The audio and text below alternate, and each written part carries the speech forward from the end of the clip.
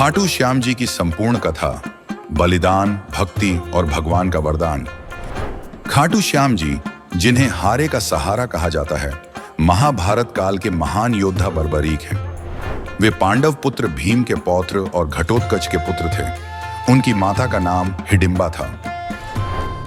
बर्बरीक बचपन से ही मां दुर्गा के भक्त थे। देवी मां ने उन्हें 3 दिव्य बाण, 3 अमोघ तीर और एक विशेष धनुष दिया था। इन तीरों की शक्ति अद्वितीय थी। पहला तीर किसी भी लक्ष्य को चिह्नित कर सकता था। दूसरा तीर चिह्नित लक्ष्य को नष्ट कर देता था। तीसरा तीर नष्ट किए गए लक्ष्यों को वापस बुलाकर बर्बरीक के तरकश में आ जाता था। इन 3 तीरों के बल पर बर्बरीक अकेले ही महाभारत की पूरी सेना का विनाश कर सकते थे। जब महाभारत का युद्ध होने वाला था, बर्बरीक ने अपनी माता से युद्ध में भाग लेने की अनुमति मांगी। उनकी माता ने उन्हें आदेश दिया, जो पक्ष हार रहा हो तुम उसकी ओर से लड़ना। इस वचन को निभाने के लिए बर्बरीक ने युद्ध में जाने का निश्चय किया।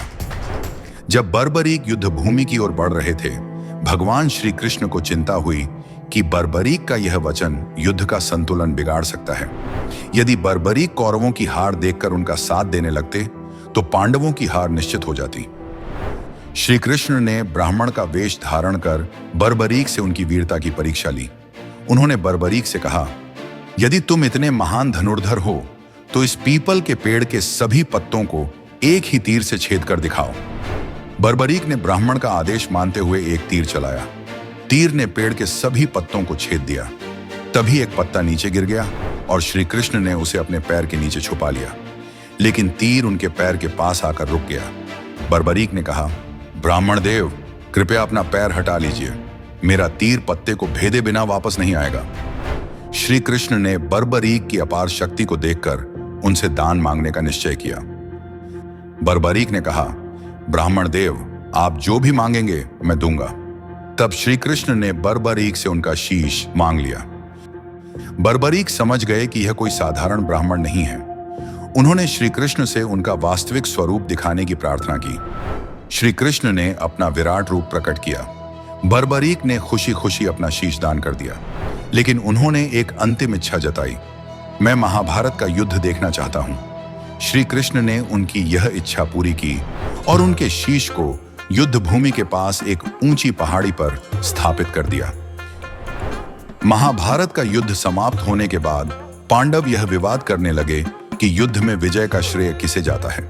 श्री कृष्ण ने कहा, इसका निर्णय बर्बरीक का शीश करेगा। बर्बरीक के शीश ने कहा, मैंने युद्ध में केवल श्री कृष्ण का सुदर्शन चक्र चलाते देखा। योद्धाओं की जीत हार केवल श्री कृष्ण की लीला थी। बर्बरीक के बलिदान और भक्ति से प्रसन्न होकर श्री कृष्ण ने उन्हें वरदान दिया, कलयुग में तुम श्याम नाम से पूजे जाओगे। जो भी सच्चे मन से तुम्हें पुकारेगा उसकी मनोकामना पूरी होगी। तुम हारे का सहारा बनोगे।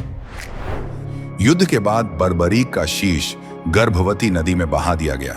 समय बीतने पर यह शीश राजस्थान के सीकर जिले के खाटू गांव में प्रकट हुआ। कहा जाता है कि खाटू में एक पीपल के पेड़ के पास एक गाय अपने आप दूध देती थी। जब ग्रामीणों ने उस स्थान पर खुदाई करवाई तो वहां से बर्बरीक का शीश मिला। फाल्गुन शुक्ल एकादशी के दिन यह चमत्कार हुआ। नर्मदा देवी ने बर्बरीक के शीश की पूजा की और उसे श्याम कुंड में स्थापित कर दिया। इसके बाद वहां खाटू श्याम जी का भव्य मंदिर बनाया गया। खाटू श्याम जी उन लोगों की मदद करते हैं जो जीवन में हार चुके होते हैं। बर्बरीक का अद्वितीय बलिदान उन्हें सभी दानवीरों में महान बनाता है। हर साल फाल्गुन शुक्ल षष्ठी से 12 तक खाटू में भव्य मेला लगता है। भक्त मानते हैं कि खाटू श्याम जी की कृपा से उनकी हर मनोकामना पूरी होती है। जय श्री श्याम। खाटू श्याम जी की यह कथा हमें सिखाती है कि सच्ची भक्ति, बलिदान और भगवान की कृपा जीवन के हर संघर्ष में जीत दिला सकती है। खाटू श्याम जी के दादाजी का नाम क्या था? हमें कमेंट करके बताएं।